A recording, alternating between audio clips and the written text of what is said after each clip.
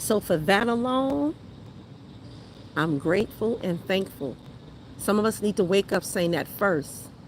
I'm grateful and I'm thankful. You'd be surprised how that may change your attitude for the rest of the day. Where you will walk out the rest of your day not really paying too much attention and giving too much energy to minute things that will not matter later on or tomorrow or next week or next month or next year. Because we do that sometime. But usually, hopefully, the older we get wise and realize I don't need to add unnecessary stress to my life. We use a amount of stress every day in our getting up and doing things that we need to do. But I'm talking about the negative, the stress that would have a negative impact on you. And it don't add to your life. It actually take away from your life. And the Bible even says, why worry about tomorrow, what you should eat, what you should drink, what you should put on, what you should wear. In other words, if he cares for the lilies of the field that neither toil nor spin, and if he cares for the birds of the air, they don't worry about, they know they will find food, something. So, other words, again, is having faith and knowing that God will take care of us. Now, this does not mean we do not feel concerned or get somewhat worried about some situations that are very traumatic and we're experiencing some kind of loss or a transition that kind of took us off a certain path or whatever, just things that happen that we don't plan for. That word is just simply there to encourage us to and remind us to give it all to God. Go through whatever you have to feel, but hopefully through it all, God's word will lead us back to, okay, God, I'm going to lay it all at the altar. There's nothing else I can do about it anyway. And yes, it's true. Stress and worry does take away from our lives. It makes us sick. So I get it. I get it. Anyway, guys, how are you doing? I wanted to come live and talk real quickly. But first of all, I want some of you to watch the last two videos. I did a good one. Well, I did both of them are very good. One on being quenched, and that is learning to find satisfaction by living on purpose, doing the things you love to do, doing the things that serve you.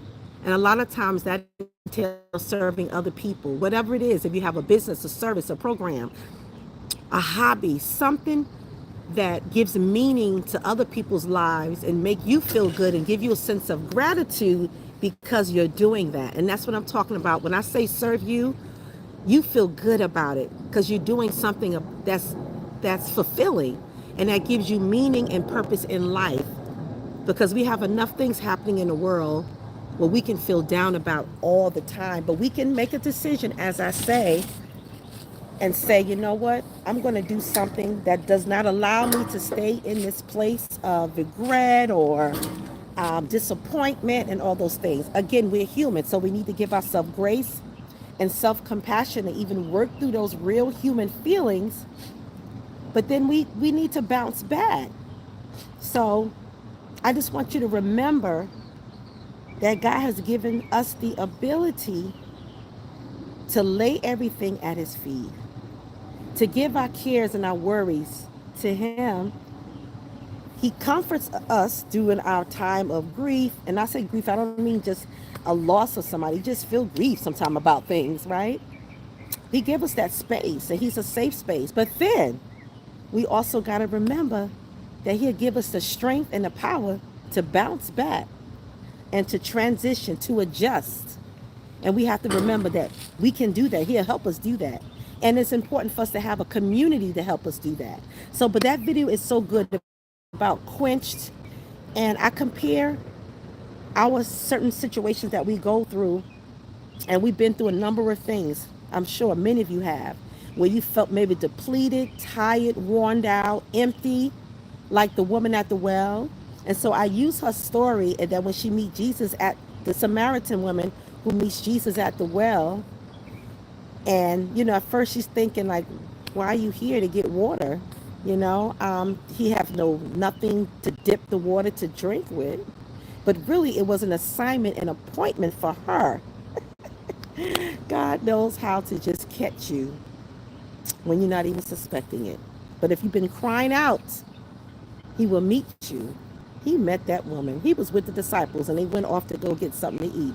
And Jesus kept going on their way to Galilee. Stopped at Samaria. Just happened, you see my quotes, just happened to stop by the well. And this woman was there. She'd been married 5 times, but at this moment, she was actually with someone that she wasn't even married to. What was she looking for? Was she depleted in any area? Did she have a deficit? Did she have an unmet need emotionally? And why have she been married 5 times? Could be many reasons. But the wonderful part about the story I like is that even when he exposed what she's gone through, and when I say exposed, it wasn't in a negative way. It was just like a word of knowledge. Like, I know you've been through A, B, C, and D, and I see you are here now. You need me. He told her, if you have this drink, like anything that comes from him, the Lord by himself, first of all, you will never thirst again, right? Because natural stuff, things just go away, right? The flesh is never satisfied. It's not, it's because we always gonna want to eat, we always gonna need to drink. It's not like you have one meal and one cup of water and you're good forever in life. No, we have to keep drinking and eating. But the Lord was letting her know, but if you have me, that unmet need, those good desires, oh my God, I will satisfy you. Where you will no longer have that. You will have peace. You will have the joy of the Lord, which is our strength. There's so much. There's satisfaction for your soul. So when your soul is satisfied, everything else outside is just a positive effect. And so I love that story. So I kind of use that, but I also give strategies, just borrowing from that story, to really lead and encourage other people to be on a journey of living life on purpose and thriving in life, not just surviving. I know we have survival. I've had my own moments of survival in different areas. You might be surviving financially, work-wise, surviving relationship-wise, just in all kinds of areas. But what happens is we get stuck in that too long. We can end up missing life and never living in the moment. And so I try to remind myself to live in the moment and appreciate each day. That's why I started off talking about doing things that are fulfilling to you. And that includes self-compassion. Like I said, I'm taking this quick weekend and making it let me make it a weekend, a holiday weekend. Because sometimes, again, we can get stuck in the mode of, I come to do this and do that and I'm like, wait. Let me stay another day or two and relax and enjoy and get some vitamin D from the sun. Like, let's be intentional about the things we're doing. How can it benefit us as well? That's not being selfish, that's being self-full. So I'm here to support other people, but I saw an opportunity to be there for myself as well. And so that's what I'm telling you. And I made another episode, podcast. What is that one about? Because I know I have one coming about not panicking after you've experienced maybe job loss or some kind of transition. And I'm really making these videos again because I really want you to change your perspective and perception of maybe a situation you're going through at the moment. And I want you to see the other side of it. Like, okay, maybe you find yourself in a tunnel experience, but I want you to also realize there's another side to the tunnel. And I give you real life strategies and testimony, things that I've gone through and how I was able to get to the next stage, the next phase, how I was able to transition and adjust, and how I saw the benefits and opportunities and the blessings that came along with that, and how I was able to thrive instead of just survive. I made some real changes in my own life. My God, and I can look back and I was reflecting. I think on one of the videos I actually started crying because I looked back. Sometimes when you reflect back on the positive things that happened to you and the successes, you can find a sense of gratitude and joy. Something just came to my mind and then it kind of left. It did. I'm just thinking about how we get caught in the negative And we forget about all of the good things that happened to us. But when we go back and to think about those things, then we can be reminded of, you know what?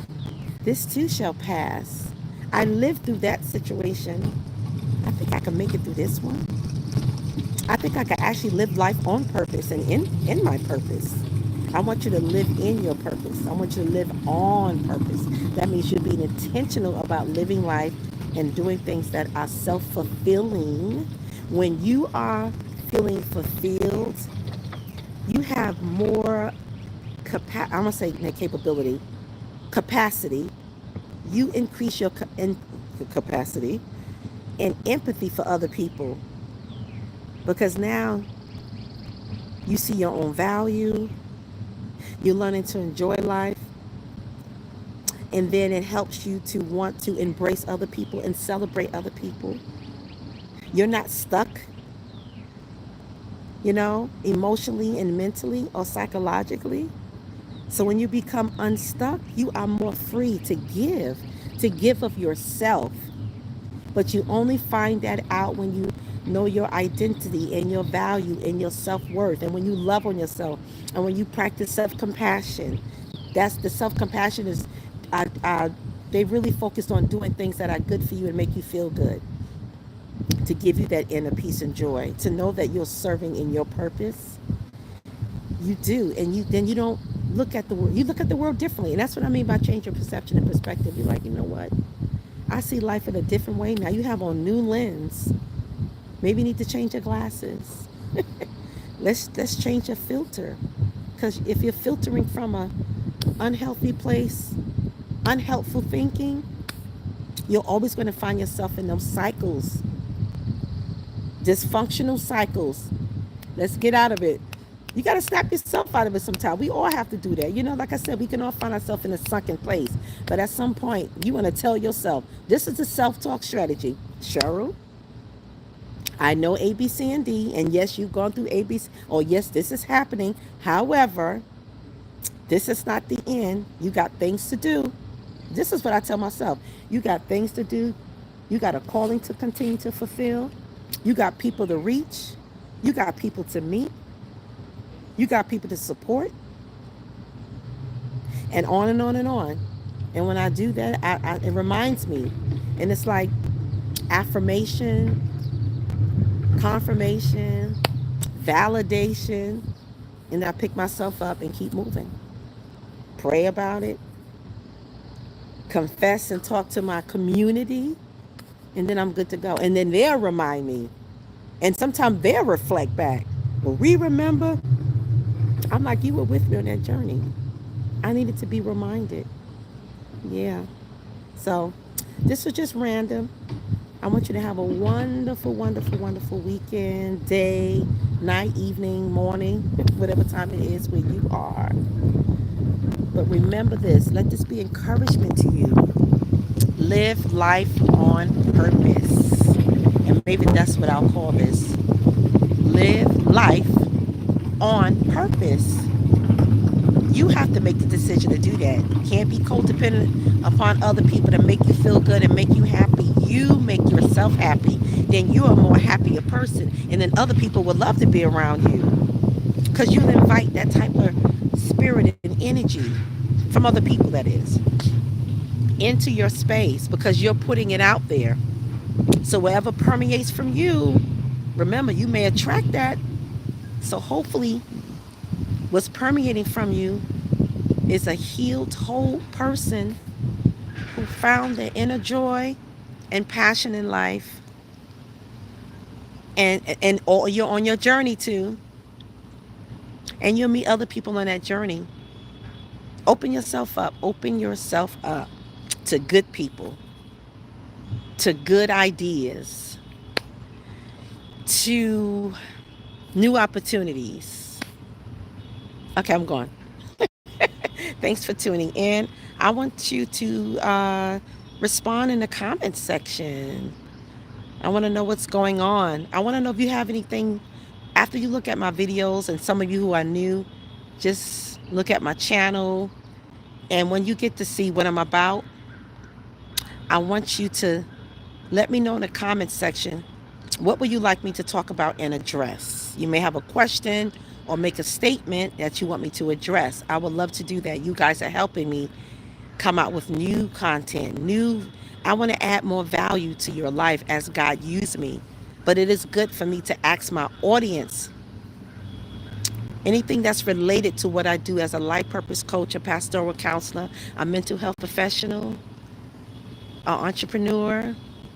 Let's talk about it. Let's talk about it. Okay, guys. Talk to you soon. Bye bye.